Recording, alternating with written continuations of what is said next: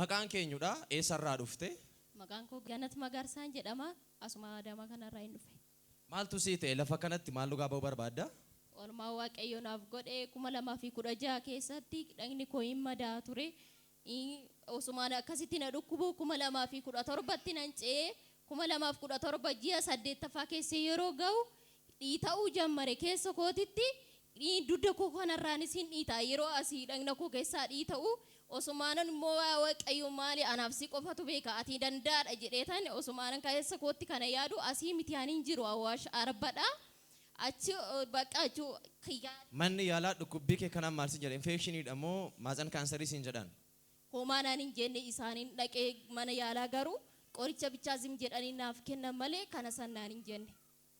Achumarraan immoo mana yaalaatti qoricha maaliitu siif kennamaa ture?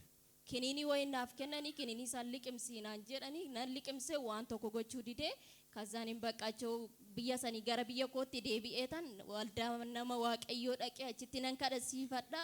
Dhukkubni kun immoo saaxinarraa cita jedheen keessa koo kaa'ee achi gara biyya kana nan dhufee achi immoo yeroon dhufu obboleetti koo bira dhufee nan ciisee obboleettiin tiyya immoo abbaa kootitti dawwaltee akkaatti obboleetti koo hin dhukkuba etteeni jennaan abbaan koo ikimii adeektu ammuma jedheen guyyaa sun guyyaa sanbataati ani sagantaan akkas jiru hin beeku. Kazaanin immoo boru ooletanii lammaffoo waldaa dhaqana fayyaa homaa mitiin jedheen obboleetti kooti hin ta'u lakkii abbaa keetii wal loltaa kee deeminaan jette garuu dhiitichi sun dhaabachuu didee gonkumaa itti fufee kazaanin baqqaachoo erga saniin booda gara mana Waaqayyoo iddoo kana nan dhufe ji'a har'aayi namni Waaqayyoo naaf kadhatanii saaxiitti heeruma sanarraa sagalee raajummaatiin si waamammoo akkamitti siif kadhatame? Kazaanin kootu naan jedhee naaf kadhatee utuma inni si waamiin amantiidhaan nan fayya jettee gara fuulduraatti achi as baate. Amantumaan gara fuulduraatti as bee yeruma sanaaf kadhatanii yeruma sanitti kan na gubu kan na dhiita'u sun yeruma sanitti na keessaa dhabame. Amma qoricha dhiistee fayyaa kee ofirratti argitee mirkaneeffatteetta jechuudha. Nagaa kooti amma kanaaf sabni Waaqayyoo ulfina Waaqayyootiif jedhaatoo lafa teessanii lafa kaa'atoo sirriitti naaf galateeffadha.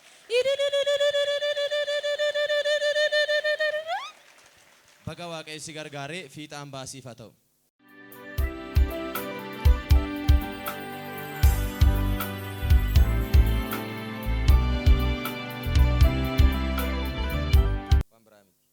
Maqaan keenyudha eessarraa dhuftee kan si bukkee dhaabbattu kun maal keedha? Maqaan koo Lullee Geetaachooti kan irraa dhufee Wallaggaa Lixaa Ayirarraan dhufee isheen bira dhaabattu immoo Guddinyaa obboleettii kootiidha. Lafa kanatti maaltu sii ta'e ture? Maal dhugaa ba'uu barbaadde? Lafa kanatti kan naa ta'e gochaa Waaqayyo naa godhe yoon fixuu baadhellee muraasuma isaan dubbadha. Ani dhibeen beekamneen qabamee dhibeen kunis miila kolachuu isaan nan ejjetu yeroo na ejjetu immoo na sirbaa dhaabachuu hin danda'u qabaa namaatiin hin ba'a qabaa namaatiin hin gala itumaan kanaan rakkachaa jiru Ayirarraa kilinika dhuunfaa deemnaa kilinika sanaa neerviidha naan jedhanii qoricha neervii jalqabee ture qorichi sun jijjiirama tokko naa gochuu didee achi hospitaalan deemee hospitaalli siiti iskaanii na kaasanii noormaaliidha dhukkuba tokko iyyuu hin qabdu naan jedhani. Ati garuu lukti kee hidhaadha isaan noormaaliidha siin jedhu. Isaan noormaaliidha naan jedhu garuu ciraa jechuu hin danda'u hin deemu achi kana booda waan godhan wallaalanii Paawuloositti rifeerii naa barreessanii nagaadha naan jedhu garuu rifeerii naa barreessan kana booddeen asii ol dhufee asii hospitaala Ayila Maariyaamiin hin deemee Ayila Maariyaamii immaarraa na kaasanii isaanis nagaadha waan tokko hin qabdu naan jedhanii garuu miilli koo amma itti caalaama dhufee inuma ciraan ejjechuu didee kana booddee torbeerraa lafa kanatti na fidan maatiin kochi datta naan jedhanii abbaa qofaan na fidee iddoo kana fi lafiitii anatti as ba'ee namni Waaqayyo asitti na baasanii.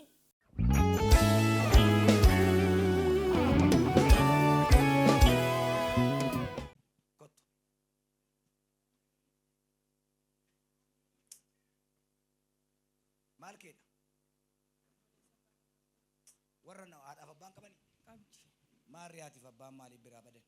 Walli biyya jiru abbaan jira. Eessa jiru?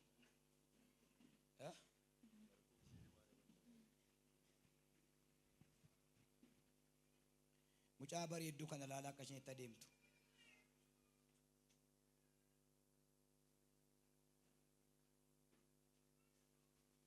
Dhaabadhu akkas godhu. Qaxxi zim. Dhaabadhu saxxi saxxi saxxi saxxi saxxi. Dhiiga Yesuus Kiristoosin yeroon deemsaa yeroon xalaatarra jechuu yeroon faarfachuu yeroon barachuudha kan kee ta'u Ameen. sii keera Ameen. kottu deebi'asi achi kottu deebi'a fiigi namni maal ta'e fiigi namni maal ta'e waaqayyoof galata laattu namni maal ta'e waaqayyoof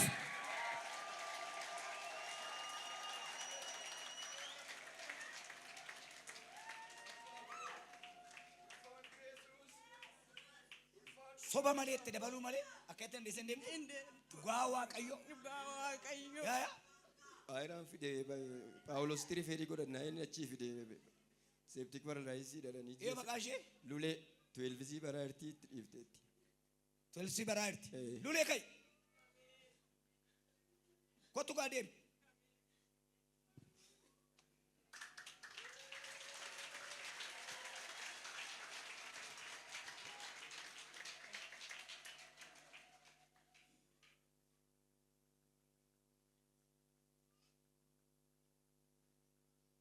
kottu namichoon dullaa baattu atis isa ilaalaaf ee deematis wal bukkee deemaa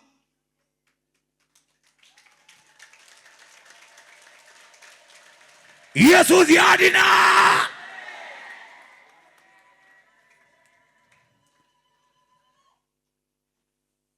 ሉሌ ኮት ዴማርታ ዱጋ ዋቀዮ Dhugaa Waaqayyo. ስረክሱ Lakki. ገጀድ ዮል ስፖርት ዮጀድ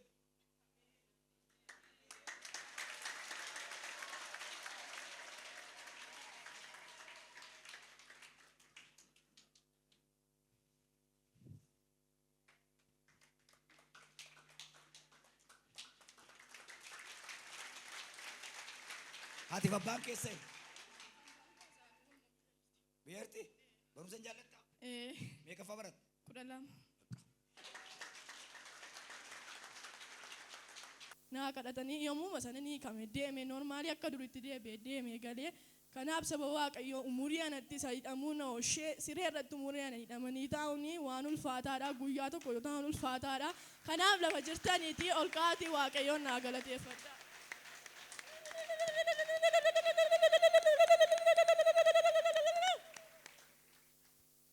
Erga gaafa asitti sii kadhatameeti yeroo sana hiikamteeti ergasii hidhaa tokko ofirratti nagarree jechuudha. Waan tokko yoo ofirratti hin argine gaafasuma asii deemee galee normaali man gaafa sana ta'ee waan tokko yoo ofirratti hin argine ergasii nagaa kooti. Gaafa si dhukkubu ture namoonni akkamitti si gargaaruu turan? Mana fincaanii iyyuu baatanii na geessu gattaa'uu hin danda'u yeroo ol kaasanii na geessu na baatu nama lamaan na baatu mana deemuu hin danda'u yoo dhaabadde immoo miilli qolachuu isaan na sirbaan hin dhaabatu baatameen dhufe gaafa dhufe iyyuu laastii sanatti hirkadhee dhaabachuu dadhabee sanatti hirkadhee dhaabataa ture nama na qabee nama lamaan na qaban dhaabataa turan yeroo sana iyyuu jechuudha. Amma garuu waan tokko hin jiru erga gaafasiitii nam gaama kooti asii san beeyyuu deemee mangalee deemee mana keessa deddeemuutti hin ka'ee mana fincaanii ofii kootii hin naqee waaqayyo hanqaniin dhaamsa isinii dhaamu iddoo tokkotti iyyuu birrii keessan hin fixinaa hospitaalli akka ogeessaatti si yaaluu danda'a garuu kan hidhaa keessanii kun waaqayyoodha waan ta'eef gara lafa kanaa kottaati fayyaa isiniin jedhan kan hin dhaamsa isinii dhaamu. Isa naafa ishee oolche naafummaa ishee oolche kanaaf galanni ta'a waaqayyoodhaaf. Waa'ee ishee maal beekta turte? Yeroo isheen gargaaramaa turte maal beekta waa'ee isheeti? Ani waa'ee ishee kanan beeku dhuguma dhukkubaa nama lamaan qabnee mana fincaanii geessinaa nama lamaan qabnee gadi baasnee ol gashina turre ergi lafa kana dhuftee waaqayyoon kadhatamee fi garuu akka ishee duriitti fayyiteetti. Kanaaf waaqayyoon galateeffadhaa fi fiixaan baasiniif haa ta'u nagaa waaqayyoon dhaqaa.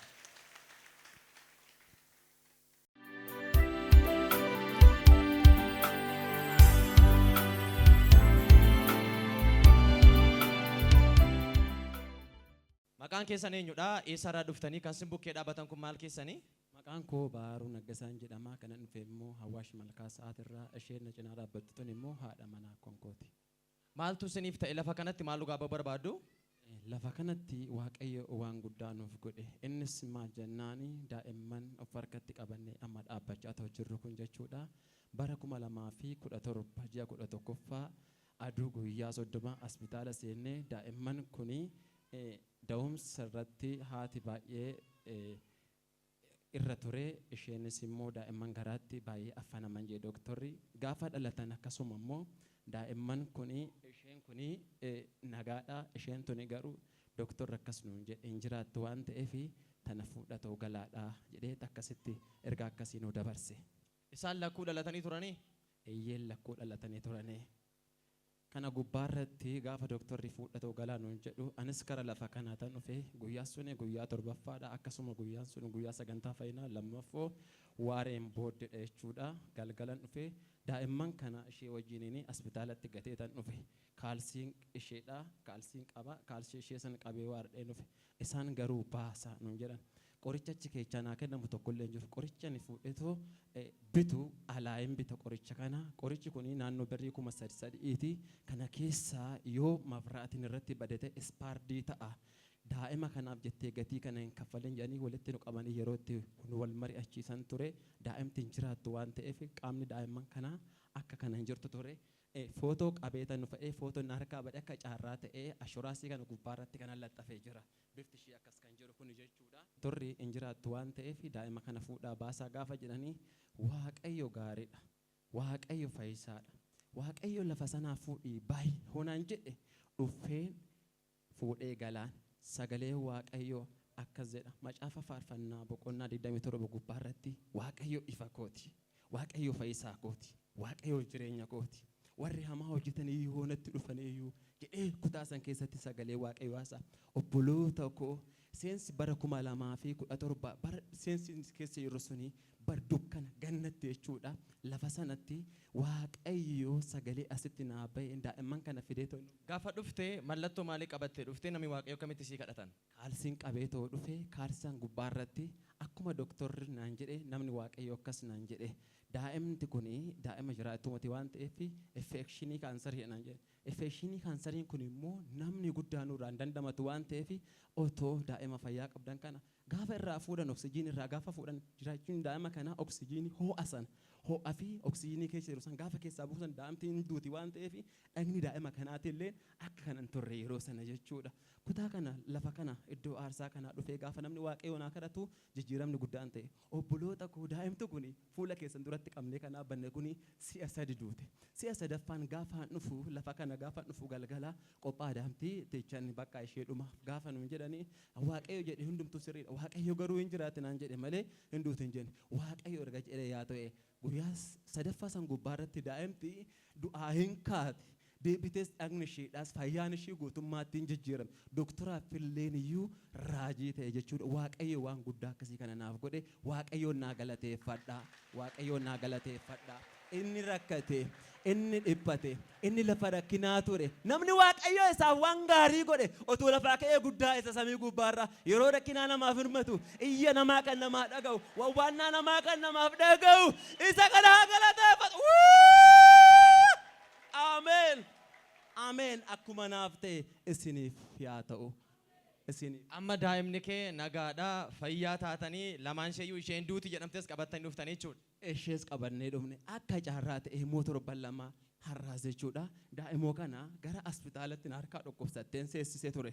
Gaafan seessisu daa'ima kana achumatti gatee tan haadha manaa koo wajjin gatee harka koo duwwaan dhufe hinnaan achi baasuudhaaf oksijiinii irra jira waan ta'eef daa'ima fuudhee ba'uu hin danda'u waan ta'eef waaqayyo inni dubbate sun amanamaa waaqayyo inni dubbate sun amanamaa hin jiraatti naan jedhe malee hin duuti naan hin jenne fayyinni mana waaqayyoo jira dhaqeen dubbii waaqayyoo dhagee gara lafa kanaa deebi'e isarraa waan gaarii dhagaa waan ta'eef jee karaa iddoo aarsaa waaqayyoo kana hospitaaluma sana keessaa dhufe gaafa dhufuu namni waaqayyoo ani kutaa san gubbaarra jira ture namni daa'imti kan hospitaala jiru qobbistee dhuftu gaafa jedhu daa'ima farqaan qabu waan ta'eef amantumaa waaqayyoo hin fayyisa jedheen kaadhee dhufe gaafa dhufuu namni waaqayyoo naaf kadhatee guyyaa 3 jidduutti jedhee akkasuma guyyaa 3 jidduutti jijjiiramni guddaan naaf ta'e daa'imti tun sadarkaadhumaa gubbaarratti gaafa galtutti harki waaqayyoo jidduu naa bu'e ammayyuu waaqayyoo isa dhumaaf naa galateeffadha.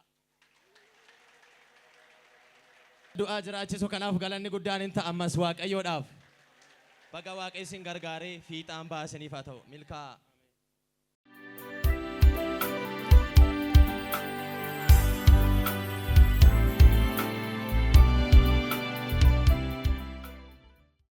Maqaan keenyudha eessarraa dhufte? Maqaan koo Qabbannaa Irrasaan jedhama. Kanan jiraadhu asuma magaalaa Adaamaati. Lafa kanatti maaltu siif ta'ee daa'imni si bukkee dhaabbatu kun immoo maal keedha?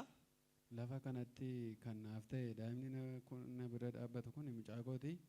Lafa kanatti kan naaf ta'e torbanarraa ganama mucaan kun akkasin turre fuulli isaa madaa ture. Qabadhee dhufeetanii gidduu sana taa'e. Ergamaa Zawuduun asirra ba'anii namootaaf kadhataa turanii achi obsa dhabeetan fuuldura kanatti ba'ee dhaabadhe duubatti deebi'anii lakkiyanii deeman calluma deema dhaabadhe. Achiin booda ergamaa Zawuduun ituma faarfannaa faarfataa turanii faarfatanii erga faarfannaa faarfatanii xumuranii booda mucaa kana fidimee naan jedhanii achiin booda baadhee fideetan iddoo aarsaa kana ciibsee achumatti zayitii fuula isaatti raca'anii.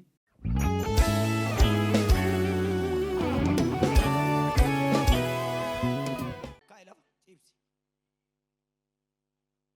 Eessaa dhufte? Maaltu nyaate? Kaanseriidha. Dhaqamee zayitii fidaa jiru.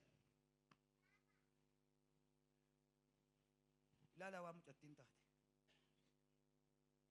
Yes. Hin fayya.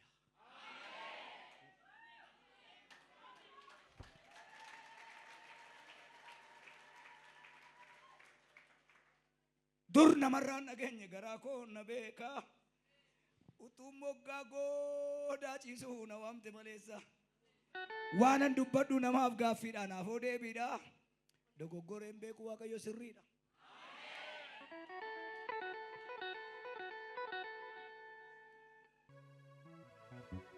Eentu gargaara? Kaiku? Yaa dhufta ijo. Maal keedha? Mucaa keedha? Guyyaatu tu dukkanaa. Situ harkisee deema.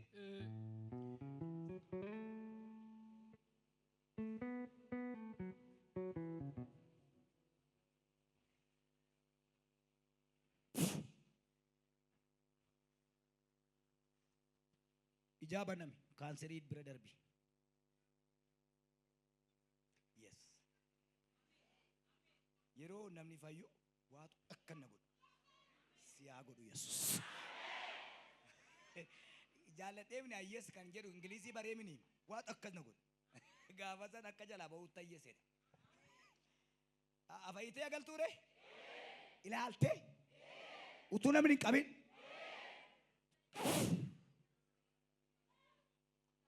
Ilaali. Kotuna dukkana ilaali.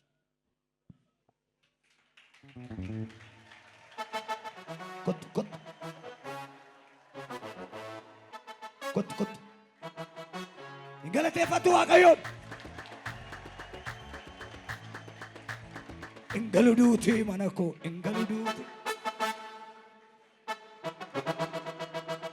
Ajaja baasee gooftaanoo murtootti kenne. Attamitti akka inni godhe.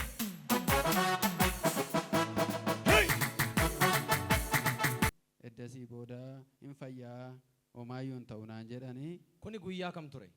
Torbanarraati. Torbanarraa ganama jechuudha. Achiin booda mucaan kun hin fayyaa homaan ta'uu deebi'ee naan achi deebi'ee kunoo torban utuun guutiin mucaan kun fayyee akka kanan turre iji isaa kun hin argu. Fuulli isaa kun hunduu madaadha. Lafti qaban hin jiru. Waaqayyo akkasitti naa gargaaree Waaqayyo akkasitti naaf fayyisee.